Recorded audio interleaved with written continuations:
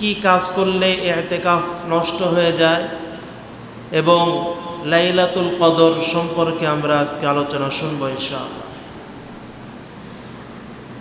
সম্মানিত উপস্থিতি, ইতিকাফ এমন একটি জিনিস যেই জিনিসটার মাধ্যমে আল্লাহ পাক রব্বুল আলামিনের নৈকট্য অর্জন করা যায়। ইতিকাফ এমন একটি কাজ যেই কাজের মাধ্যমে আপনি লক্ষ কোটি কোটি নেকি আল্লাহর কাছ থেকে নিতে পারবেন। ইতিকাফ শব্দের আবিধানিক অর্থ হচ্ছে অবস্থান করা, কোনো একটা জায়গায় অবস্থান করা, অথবা আরও একটা অর্থ আছে, সেটা হচ্ছে নিজেকে কোথাও আটকে রাখা।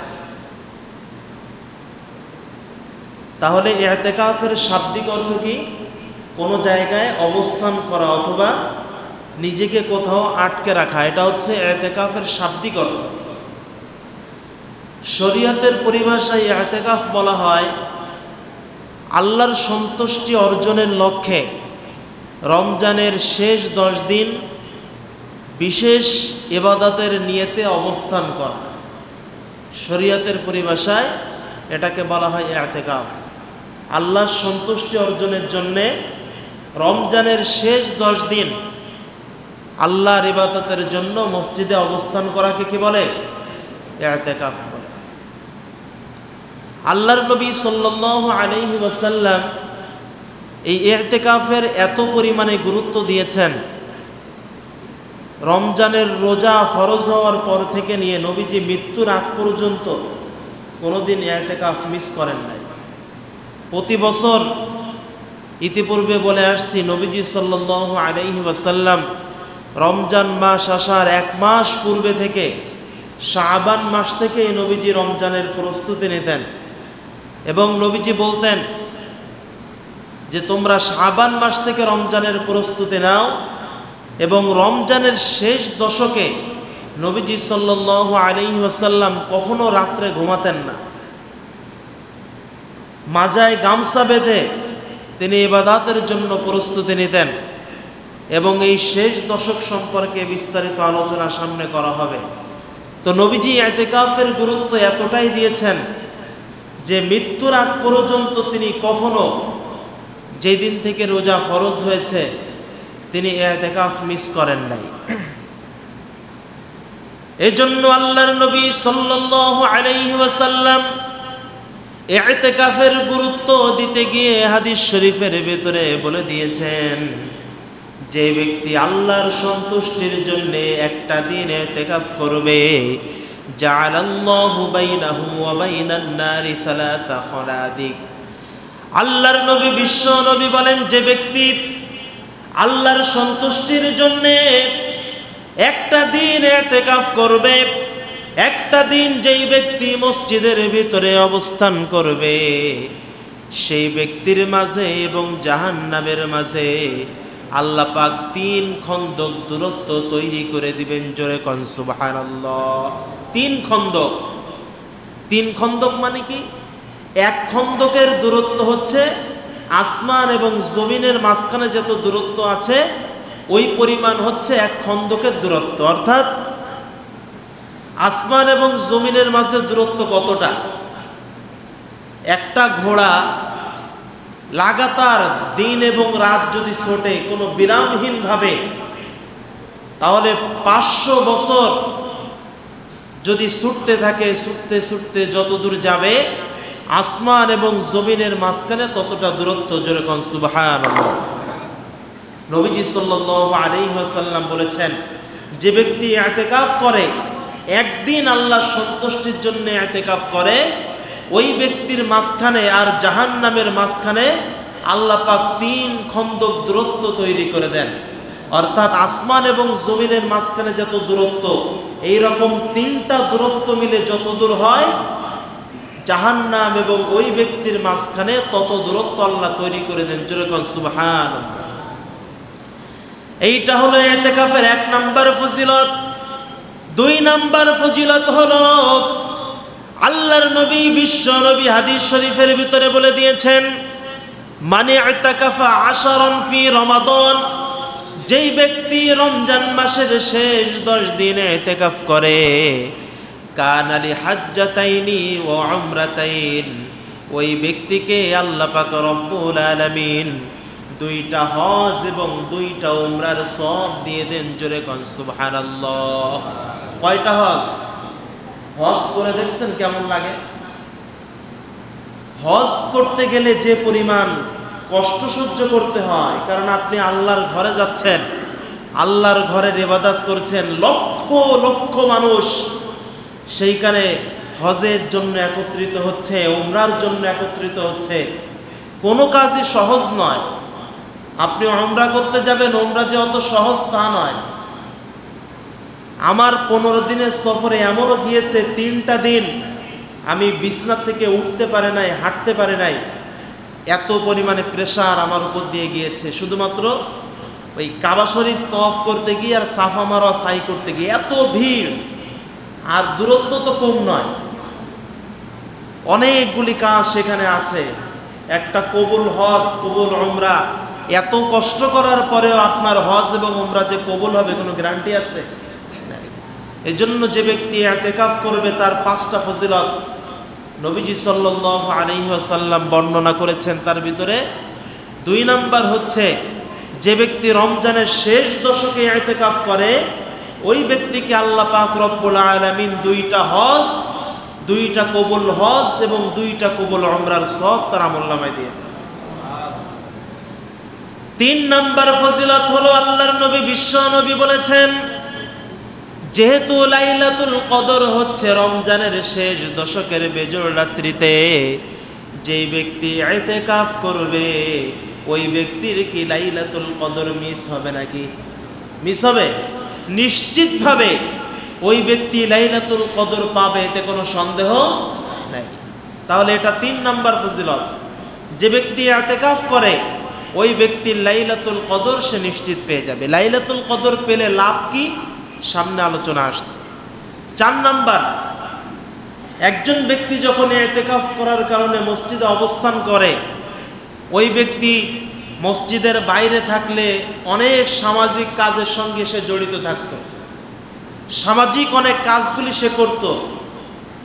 কোথাও কোনো ইফতার প্রোগ্রাম করত, রোজাদারদের জন্য খাবারের ব্যবস্থা করত, অসুস্থ ব্যক্তিকে দেখতে যাইত। এইভাবে করে ওই ব্যক্তি সামাজিক অনেক কাজগুলি করত। কিন্তু যখন সে ইতিকাফ করছে, ইতিকাফ করার কারণে এই কাজগুলি সে করতে পারবে না, এই কষ্ট হয়তো তার ভিতরে থেকে যেতে পারে। এজন্য তার 4 নাম্বার ফজিলত হচ্ছে, বাইরে থাকাকালীন যে সমস্ত সামাজিক কাজ এই ব্যক্তি করত, ইতিকাফ করার কারণে ওই সামাজিক কাজের সওয়াব আল্লাহ পাক তার আমলনামায় দিয়ে দিবেন। জোরে কোন সুবহানাল্লাহ। 4 নাম্বার ফজিলত। 5 নাম্বার, যে ব্যক্তি ইতিকাফ করলো, রমজানের শেষ 10 দিন মসজিদে অবস্থান করলো, এই ব্যক্তিকে আল্লাহ পাক রব্বুল আলামিন তার জান্নাতের মেহমান হিসেবে কবুল করে নেয়। তাহলে ইতিকাফের লাভ আছে না নাই? আছে। ইতিকাফ করতে পারবেন 5টি জায়গায়। কয়টি জায়গা? 5টি জায়গায় আপনি ইতিকাফ করতে পারবেন। 1 নাম্বার হচ্ছে মসজিদে হারামে, বাইতুল্লাহ আপনি ইতিকাফ করতে পারবেন। 2 নাম্বার মসজিদে নববীতে ইতিকাফ করতে পারবেন। এই জায়গাগুলি ইতিকাফ করলে সব কি পরিমাণ দেখেন। সাধারণত অন্যান্য সময়ে কাবা শরীফে যদি কোনো ব্যক্তি 2 রাকাত নামাজ পড়ে, তাকে আল্লাহ পাক রব্বুল আলামিন 1 লক্ষ রাকাত নামাজের সওয়াব দান করে। এইবার ওইটা যদি হয় রমজান মাসে, তাহলে এবার 70 দিয়ে গুণ দিতে হবে। আবার ওইটা যদি হয় রমজানের শেষ দশকে, আপনার ক্যালকুলেটরে ধরবে না। তাহলে মসজিদে হারামে যদি কোনো ব্যক্তি ইতিকাফ করে, এই পরিমাণ সওয়াব। 2 নাম্বার মসজিদে নববীতে যদি কোনো ব্যক্তি 2 রাকাত নামাজ আদায় করে, আল্লাহ পাক তার আমলনামায় 50,000 রাকাত নফল নামাজের সওয়াব দান করে। তারপরে সেটা যদি রমজান মাসে হয়, তাহলে 5টি জায়গায় একজন ব্যক্তি ইতিকাফ করতে পারবে। 1 নাম্বার হচ্ছে মসজিদে হারামে, 2 নাম্বার মসজিদে নববীতে, 3 নাম্বার মসজিদে আকসা, বাইতুল মুকদ্দাস যেটা আছে, এই বাইতুল মুকদ্দাসে ইতিকাফ করতে পারবে। কিন্তু দুঃখজনক হলেও সত্য, আজকে বর্তমানে বাইতুল মুকদ্দাস সহ ফিলিস্তিনের যে অবস্থা, মানুষ ইতিকাফ করা তো দূরের কথা, নামাজ ঠিক মতন পড়তে পারছে না। গত কিছুদিন আগে, 2-3 দিন আগে, ইসরায়েলের ওই সমস্ত জানোয়ারগুলি ফিলিস্তিনের এক রাত্রিতে 400-র উপরে মানুষকে হত্যা করেছে। এক রাত্রিতে, এই যে সপ্তাহটা গেল, এই সপ্তাহের ভিতরে এই 400 মানুষের ভিতরে প্রায় 130+ ছিল শিশু। নিষ্পাপ জান্নাতি মানুষগুলিকে তারা এইভাবে হত্যা করে ফেলল। তাও পবিত্র রমজান মাস। ফিলিস্তিনের মানুষগুলি এই পবিত্র রমজান মাসটাকে কিভাবে তারা উপভোগ করে, তাদের এই যুদ্ধ বিধ্বস্ত এলাকা ভেঙে চুরে সব তছনছ হয়ে গিয়েছে। এরপরেও তারা যখন রমজান মাস আসছে, আসার পূর্বে তারা যতটুকু পেরেছে তাদের সামর্থ্য অনুযায়ী, আমরা যেমন ঈদের সময় নিজেদের ঘরবাড়ি সাজাই, আমরা যেমন কোনো অনুষ্ঠান করতে গেলে নিজেদের ঘরবাড়িগুলি সাজাই, আমরা যেমন অনুষ্ঠান করতে গেলে ভালো মন্দ সুন্দর পোশাক পরিধান করি, আতর মাখি, সুন্দরভাবে আমরা নিজেদেরকে প্রেজেন্ট করি, ফিলিস্তিনের ওই সমস্ত মাজলুম মানুষগুলি তাদের বাড়িঘর ভেঙে তছনছ হয়ে গিয়েছে। এরপরেও তারা রাস্তাঘাট সুন্দর করে সাজিয়েছে, লাইটিং করেছে, সুন্দরভাবে ইফতারি আয়োজন করেছে। কিন্তু এমন একটা পরিস্থিতি তাদের সম্মুখে তারা শিকার হয়েছে, ইফতারি করেছে ওই দিন, যেই দিন রাত্রে ইসরায়েলি বাহিনী হামলা করলো, ওই দিন তারা ইফতারিও করেছে মা বাবার সঙ্গে একসাথে, কিন্তু তাদের আর সেহরি খাওয়া হয় নাই। দুঃখজনক লাগে, দুঃখজনক হলেও সত্য। ওই দিন যেই মুয়াজ্জিন সেহরিতে আজান দিচ্ছে, পৃথিবীর ইতিহাসে এরকম করুণ আজান হয় নাই। আজান দিচ্ছে আর ক্রন্দন করছে, চিন্তা করছে না জানি আমি ফজরের নামাজটা পড়তে পারবো কিনা। এক রাত্রিতে 400-র উপরে রোজাদারকে তারা হত্যা করেছে। আপনারা জানেন, কিয়ামতের পূর্বে ইহুদিদের সম্পর্কে নবীজি সাল্লাল্লাহু আলাইহি ওয়াসাল্লাম বলেছেন যে কিয়ামতের পূর্বে এই ইহুদিরা এমন একটা অভিশপ্ত জাতি হবে, কিয়ামতের পূর্বে যখন কিয়ামত কায়েম হয়ে যাবে, কায়েম হওয়ার আগ মুহূর্তে ইহুদিদের সম্পর্কে মানুষ এত পরিমাণে রাগান্বিত হবে, তাদেরকে যখন আক্রমণ করবে সারা পৃথিবী থেকে, তখন তারা বিভিন্ন জায়গায় পলায়ন করবে, পাথরের পিছনে পলায়ন করবে। আল্লাহ পাথরের জবান খুলে দেবেন, পাথর বলবে, হে মুসলমান, কোন দিকে যাচ্ছ? এই দেখো আমার নিচে একটা ইহুদি পালিয়ে আছে, একে ধরো, একে হত্যা করে ফেলো। একটা গাছের নিচে, গাছের পাশে তারা আশ্রয় নেবে, আল্লাহ পাক গাছের জবানটা খুলে দিবেন, গাছ বলবে, হে মুসলমান, আমার পাশে একজন ইহুদি পালিয়ে আছে, উকতুলহু, এই ইহুদিকে হত্যা করে ফেলো। শুধুমাত্র একটি গাছ, যেই গাছের নাম হচ্ছে গরকত, এই গাছটার পাশে যখন তারা পলায়ন করবে, ওই গাছটার জবান আল্লাহ খুলবে না। যার কারণে বর্তমানে ইহুদি রাষ্ট্রগুলি এই গাছের হাজার হাজার চাষ তারা তাদের দেশে করছে। এরা অভিশপ্ত জাতি। আল্লাহ পাক রব্বুল আলামিন কোরআনে কারীমের ভিতরে ইহুদিদের সম্পর্কে হাজার হাজার তথ্য দিয়েছেন, বারবার বলেছেন ইহুদিরা অভিশপ্ত জাতি, তাদের সঙ্গে যারা সম্পর্ক রাখবে তারাও অভিশপ্ত জাতি। কিন্তু আজকে আমার সোনার বাংলাদেশে সেই ইহুদিদের সমর্থন করেছে গত কিছুদিন আগে ভারত, ইহুদিদের সমর্থন করেছে ট্রাম্প, আমেরিকা তাদের সমর্থন করেছে, এবং যেই রাত্রিতে 400+ মুসলমানদেরকে তারা হত্যা করেছে, তার পরের দিন তারা স্ট্যাটাস দিয়েছে এবং বলেছে কেবলমাত্র শুরু। এত পরিমাণে হত্যা করলো নৃশংসভাবে, এরপরেও তারা পরের দিন মিডিয়াতে বলছে ওদের উপরে যে আক্রমণ হয়েছে এটা কিছুই নয়, এইমাত্র শুরু। এই হচ্ছে তাদের অবস্থা। আর আজকে আমরা মুসলমান হয়ে আজকে আমরা তাদের সমর্থন করি, তাদেরকে পরিপূর্ণ সাপোর্ট করি। ব্রাজিল আর্জেন্টিনার খেলা যখন আসে, ব্রাজিল আর্জেন্টিনা সম্পূর্ণ ইহুদি খ্রিস্টানদের দালালি দল, কথা বলেন ঠিক কিনা? ব্রাজিল এবং আর্জেন্টিনা এমন একটি দেশ যেই দেশে আজান নিষিদ্ধ, যেই দেশে নামাজ নিষিদ্ধ, যার কারণে গত কয়েক বছর আগে যখন কাতারে ফুটবল বিশ্বকাপের আয়োজন করেছে, ব্রাজিল আর্জেন্টিনায় তো সাধারণত আজান দিতে দেখা যায় না। ওই দেশে সমকামিতাকে প্রকাশ্যভাবে প্রমোট করা হয় এবং ওই দেশে একটা দিবস পালন হয়, যেই দিবসে তারা সমকামিতাকে রাষ্ট্রীয়ভাবে উদযাপন করার জন্য তারা পুরুষে পুরুষে এবং নারীতে নারীতে রাস্তার উপরে মেলামেশা করে। বলেন না, আরো নিচে বিভিন্ন ধরনের জঘন্য খারাপ কাজ তারা করে। তো এই ব্রাজিল আর্জেন্টিনার সমর্থক যারা আছে, এরা যখন কাতারে আসলো তাদের দলকে সাপোর্ট করার জন্যে, কাতারও তো মুসলিম কান্ট্রি, ওই দেশে আজান হয়, নামাজ হয়, তো মসজিদের মাইকে যখন আজান দিচ্ছে তখন তারা অবাক হয়ে গেল যে এটা কি আওয়াজ, এই ধরনের আওয়াজ তো আমাদের দেশে আমরা কখনো শুনি নাই। ওরা দল বেঁধে বেঁধে মসজিদে গিয়েছে। সেইখানে যাওয়ার পরে তারা দেখতে পেল যে মসজিদের ভিতরে একজন ব্যক্তি সামনে দাঁড়ায় আর তার পিছনে হাজার হাজার মানুষ দাঁড়িয়ে থাকে এবং একজন ব্যক্তির অনুসরণ করে তারা রুকু দিচ্ছে, সেজদা দিচ্ছে। একজন ব্যক্তি ইমামতি করছে, তার পিছনে রুকু সেজদা দিচ্ছে, সালাম ফেরাচ্ছে। এই যে শৃঙ্খলা, এই ধরনের শৃঙ্খলা তো অন্য কোনো জায়গায় দেখা যায় না। এই জন্য নামাজের দৃশ্য দেখে, এই ধরনের শৃঙ্খলা দেখে অনেক বিধর্মী তারা মুসলমান হয়ে গিয়েছে। জোরে কোন সুবহান। যে জন্য এই কথাটা বললাম যে ওই দেশের সমর্থকরা আজকে ফিলিস্তিনের উপরে যখন এই ধরনের হামলা করা হলো, তারা প্রকাশ্যে ইসরায়েলের সমর্থন করে তারা রাস্তায় নেমে তাদেরকে সাপোর্ট দিচ্ছে, এই ব্রাজিল এবং আর্জেন্টিনা সহ বিভিন্ন দলকে। এই জন্য নবীজি সাল্লাল্লাহু আলাইহি ওয়াসাল্লাম ইহুদি খ্রিস্টানদের সম্পর্কে বলে দিয়েছেন, এরা কখনো মুসলমানের বন্ধু হতে পারে না, এরা মুসলমানের শত্রু। কথা বলেন ঠিক কিনা? আমার ভাইয়েরা, 5টি জায়গায় ইতিকাফ করা যাবে। 1 নাম্বার মসজিদে হারাম, 2 নাম্বার হলো মসজিদে নববীতে আপনি ইতিকাফ করতে পারবেন, আর 3 নাম্বার হলো মসজিদে আকসা। মসজিদে আকসা এমন একটা মসজিদ, পৃথিবীতে যত নবী রসুল দুনিয়ায় এসেছেন প্রত্যেকটা নবী রসুলকে এই মসজিদে নামাজ পড়তে হয়েছে।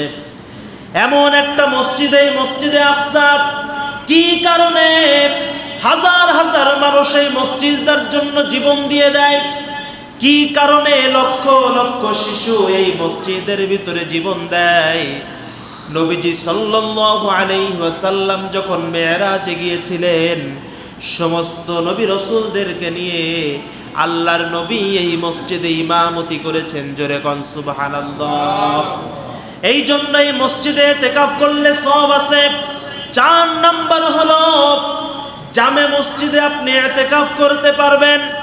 জামে মসজিদ বলা হয় ওই সমস্ত মসজিদগুলোকে যে মসজিদের ভিতরে জুমার নামাজ আদায় করা যায়, ওই সমস্ত মসজিদগুলোতে আপনি ইতিকাফ করতে পারবেন।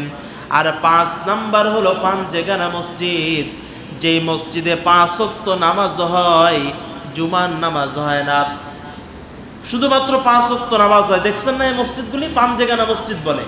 তো এই 5টা মসজিদে আপনি ইতিকাফ করতে পারবেন। আর অন্য কোথাও, এই 5টা মসজিদ বাদে অন্য কোথাও ইতিকাফ করা জায়েজ নাই। আর মহিলা যারা আছে, মহিলারা বাসার ভিতরে ইতিকাফ করতে পারবে, তাদের জন্য বিধান আছে। তাহলে আলোচনা আমরা করলাম 1 নম্বরে ইতিকাফের অর্থ, 2 নম্বরে ইতিকাফের 5টি ফজিলত, আর 3 নম্বর আলোচনা হলো ইতিকাফ 5টি মসজিদে করা যাবে। 4 নম্বর, কি কি কাজ করলে আপনার ইতিকাফ ভেঙে যাবে। একজন ব্যক্তি ইতিকাফ করেছে মসজিদের ভিতরে, কিছু কিছু কাজ করার কারণে ওই ব্যক্তির ইতিকাফ সম্পূর্ণরূপে ভেঙে যাবে। তার ভিতরে 1 নম্বর হচ্ছে, ইতিকাফকারী যেই ব্যক্তি আছে ওই ব্যক্তি কিছু কিছু কারণে মসজিদ থেকে বের হতে পারবে। এটা আগে আলোচনা শুনি। 1 নম্বর, যদি কোনো ব্যক্তি এমন আশঙ্কা করে যে ওই ব্যক্তি যে মসজিদের ভিতরে আছে ওই মসজিদটা ভেঙে পড়ার আশঙ্কা আছে, হঠাৎ করে কোনো কারণে মসজিদ ভেঙে যেতে পারে বা মসজিদে কোনো সমস্যা হতে পারে, তাহলে সেই ক্ষেত্রে এই ব্যক্তি মসজিদ থেকে বের হয়ে অন্য কোনো মসজিদে ইতিকাফরত অবস্থায় অবস্থান করতে পারবে। 2 নম্বর, একজন ব্যক্তি যদি মনে করে তার দুনিয়াতে কেউ নাই, তার বিভিন্ন মাল জিনিস মসজিদের বাইরে আছে, তার নিজের জানমালের আশঙ্কা আছে ওই মসজিদে থাকলে, তাহলে সেই ক্ষেত্রে ওই ব্যক্তি ওই মসজিদ থেকে বের হয়ে অন্য কোনো জায়গায় যেতে পারবে। 3 নাম্বার, যে ব্যক্তি ওই মসজিদে অবস্থান করছে ওই মসজিদে জুমার নামাজ আদায় হয় না, যেটা বললাম পাঞ্জেগানা মসজিদ, এই পাঞ্জেগানা মসজিদ গুলাতে জুমার নামাজ যেহেতু আদায় হয় না, এই জন্য ওই ব্যক্তি জুমার নামাজের উদ্দেশ্য করে ওই মসজিদ থেকে বের হয়ে যেই মসজিদে জুমার নামাজ হয় ওই মসজিদে যেতে পারবে। তবে অধিক সময় নিয়ে নয়। আমরা যেহেতু জুমার নামাজের আগে 4 রাকাত সুন্নাত পড়ি, জুমার নামাজের পরে আবার 4 রাকাত সুন্নাত পড়ি, তাই না? তাহলে সেই ক্ষেত্রে এতটুকু সময় হাতে নিয়ে ওই ব্যক্তি মসজিদ থেকে বের হবে, আবার নামাজ শেষ করে মসজিদের ভিতরে চলে আসবে। কথা বুঝতে পেরেছেন? এই সমস্ত কারণে ওই ব্যক্তি মসজিদে থেকে বের হতে পারবে, এছাড়া অন্য কোনো কারণে পারবে না। এবার আসেন কি কি কারণে ইতিকাফ নষ্ট হয়ে যায়। 1 নাম্বার, বিনা কারণে যদি কোনো ব্যক্তি মসজিদ থেকে বের হয়, কোনো কারণ নাই, বিনা কারণে মসজিদ থেকে বের হচ্ছে, মসজিদ থেকে বাইরে ঘোরাঘুরি করছে, বাইরে গিয়ে বন্ধু বান্ধবের সঙ্গে আড্ডা দিচ্ছে, তাহলে এই ক্ষেত্রে ওই ব্যক্তির ইতিকাফ নষ্ট হয়ে যাবে।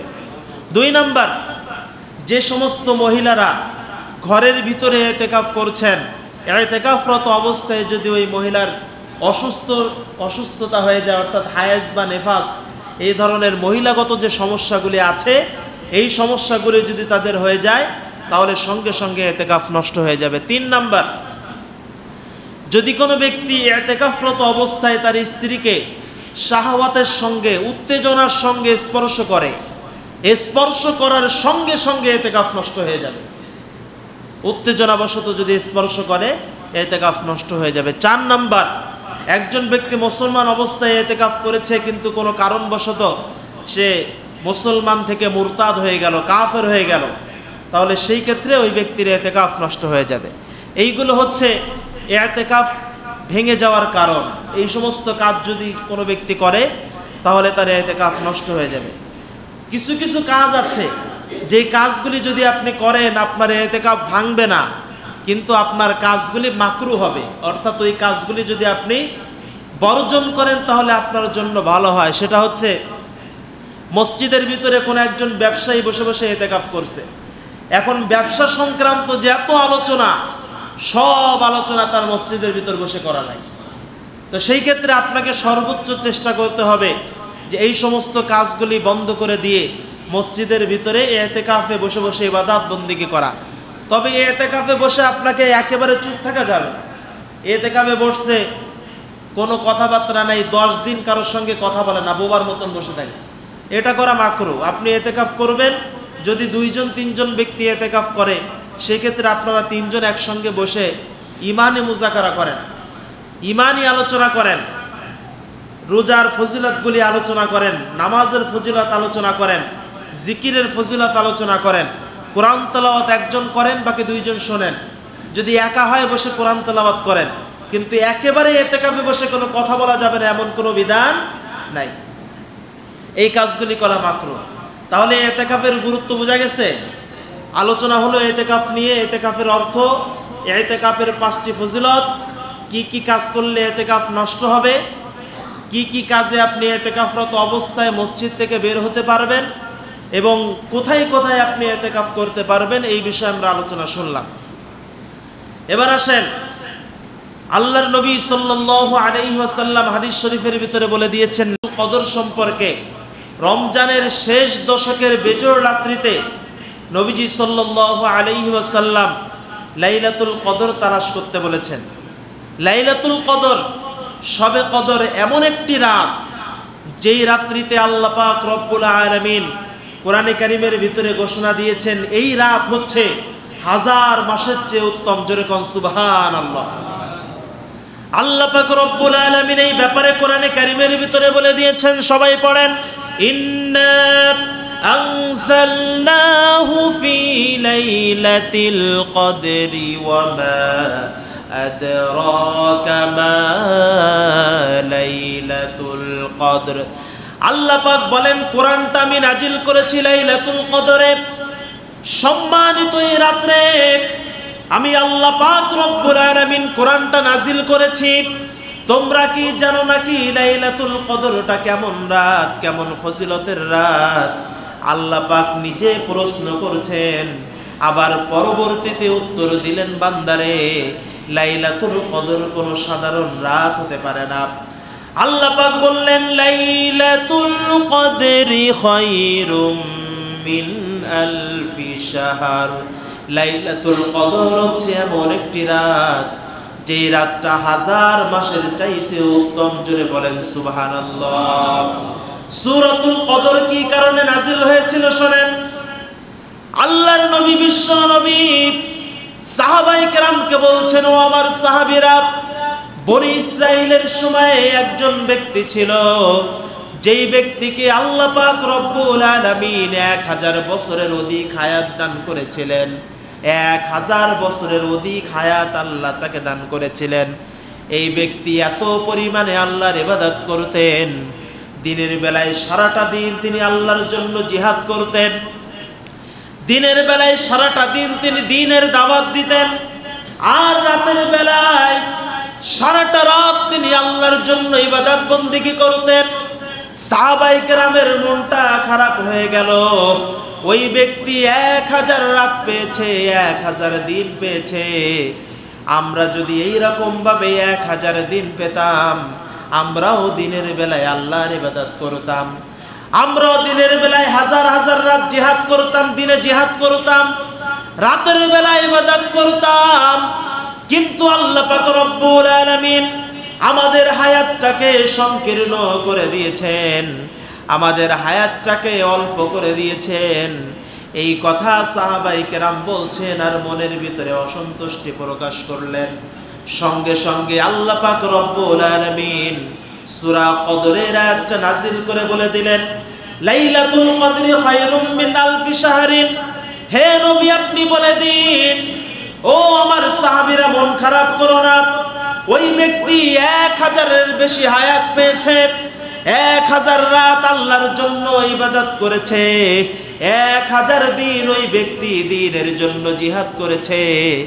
কিন্তু যদিও তোমার উম্মতেরা কম হায়াত পাবে, কিন্তু তাদের ইবাদত হবে অল্প, কিন্তু আমি আল্লাহ পাক সব দিয়ে দেব বেশি। জোরে কোন সুবহানাল্লাহ।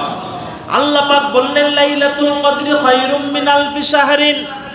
এমন একটা রাত দিয়েছি যেই রাত্রিতে তুমি একটা বার আল্লাহর সামনে দাঁড়িয়ে ইবাদত করবে, একটা বার তুমি আল্লাহর সামনে দাঁড়িয়ে নামাজ আদায় করবা, একটা রাত্রিতে তুমি ইবাদত বন্দেগী করবা। ওই 1000 মাস ইবাদত করার থেকেও বেশি সওয়াব আমি আল্লাহ দিয়ে দেব। জোরে কোন সুবহানাল্লাহ। মন খারাপ করার দরকার নাই। আমি আল্লাহ পাক রব্বুল আলামিন তোমাদেরকে এমন একটা রাত দিয়েছি, ওই বনি ইসরাইলের লোক 1000 রাত ইবাদত করেছে, আর তোমরা একটি রাত ইবাদত করো, 1000 রাত ইবাদতের সওয়াব আমি আল্লাহ আমলনামায় দিয়ে দেব। জোরে কোন সুবহানাল্লাহ। আল্লাহর নবী সাল্লাল্লাহু আলাইহি ওয়াসাল্লাম রমজানের এই শেষ দশকে 4টি আমল করতেন। আল্লাহ পাক রব্বুল আলামিন এই রাত্রিতে তানাজ্জালুল মালাইকাতু ওয়ার রূহু ফিহা বিইذনি রাব্বিহিম মিন কুল্লি আমর। আল্লাহ পাক রব্বুল আলামিন এই রাত্রিতে জিবরাইল ফেরেশতাদের লিডার তো উনাকে সহ হাজার হাজার ফেরেশতাদেরকে তিনি জমিনের ভিতরে নামিয়ে দেন, আর সমস্ত ফেরেশতারা পরিদর্শন করতে থাকে কোন কোন ব্যক্তি আল্লাহর জন্য ইবাদত বন্দেগী করছে, এইগুলো তারা নোট করতে থাকে। জোরে কোন সুবহানাল্লাহ। এজন্য নবীজি সাল্লাল্লাহু আলাইহি ওয়াসাল্লাম রমজানের শেষ দশকে ইবাদত করতেন 4টি। 1 নাম্বার, প্রথম 20 দিনের তুলনায় নবীজি সাল্লাল্লাহু আলাইহি ওয়াসাল্লাম শেষ দশকে ইবাদতের পরিমাণটা আরো বাড়িয়ে দিতেন। শেষ দশক আসলে নবীজি সাল্লাল্লাহু আলাইহি ওয়াসাল্লাম মাজায় গামছা বেঁধে তারপরে তিনি সারাটা রাত জেগে জেগে তিনি ইবাদত বন্দেগী করতেন। 2 নাম্বার, নবীজি সাল্লাল্লাহু আলাইহি ওয়াসাল্লাম কম ঘুমাতেন রমজান মাসে, কিন্তু শেষ দশকে তিনি মোটেও ঘুমাতেন না। 3 নম্বরে যেটা আগেই বলে ফেলেছি, নবীজি সাল্লাল্লাহু আলাইহি ওয়াসাল্লাম ইবাদত বন্দিগি করার জন্যে মাজায় টাইট করে গামছা বেঁধে নিতেন। আমরা সাধারণত মাজায় গামছা বাঁধি কেন? শরীরে যাতে শক্তি আসে।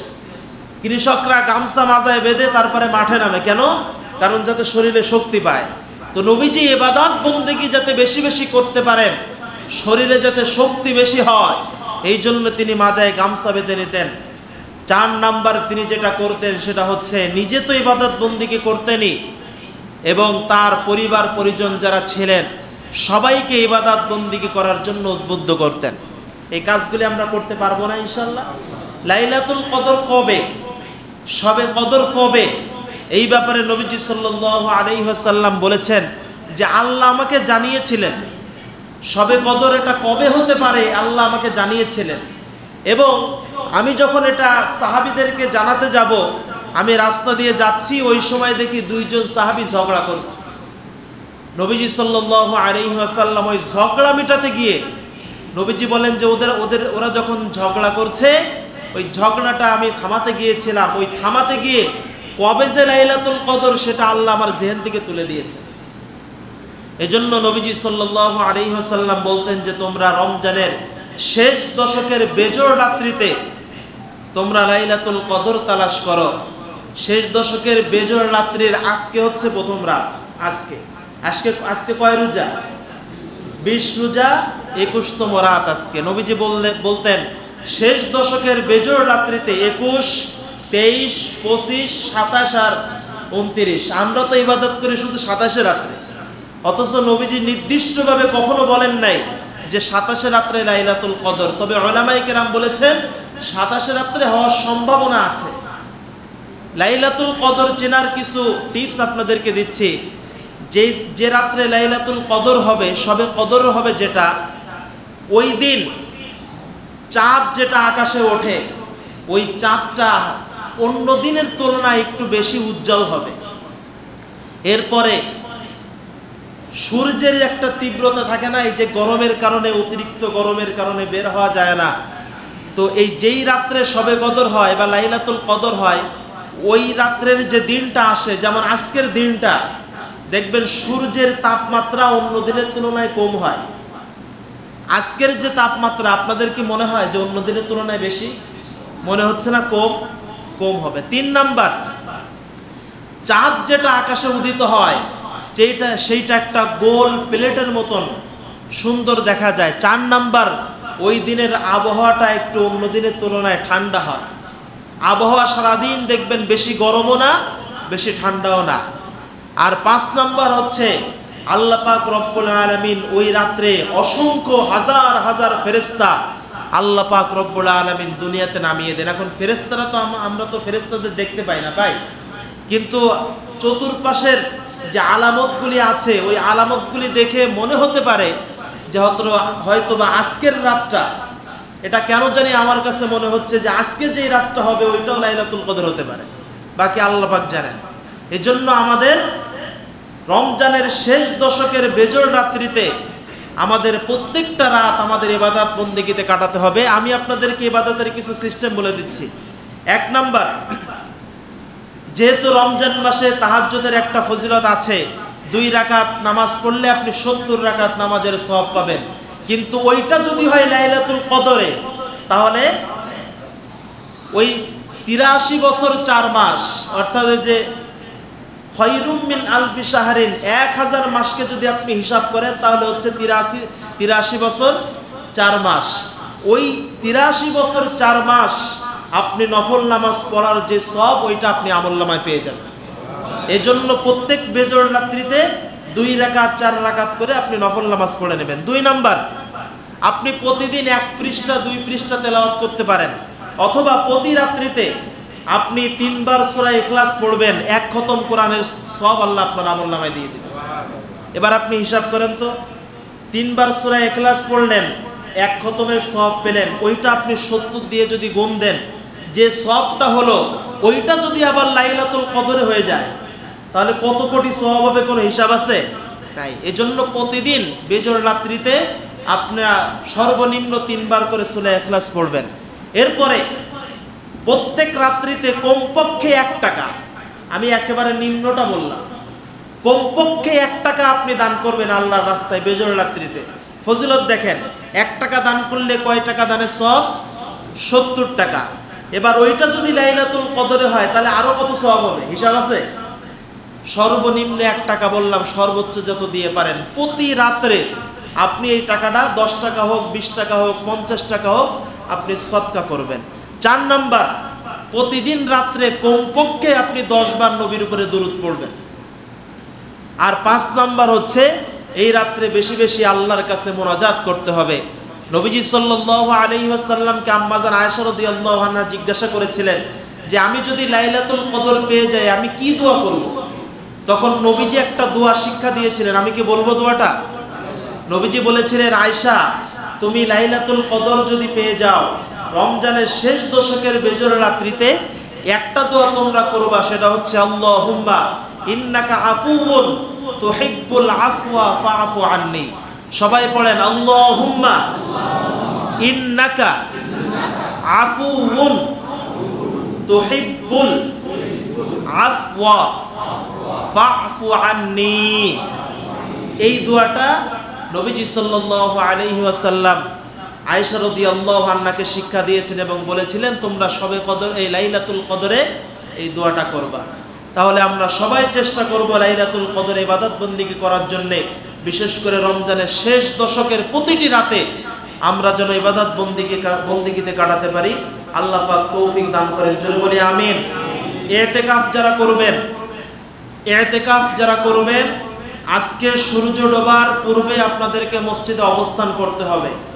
সূর্য ডোবার পূর্বে মসজিদে অবস্থান করতে হবে। ইতিকাফ আজকের থেকে শুরু হয়ে যাবে ইনশাআল্লাহ।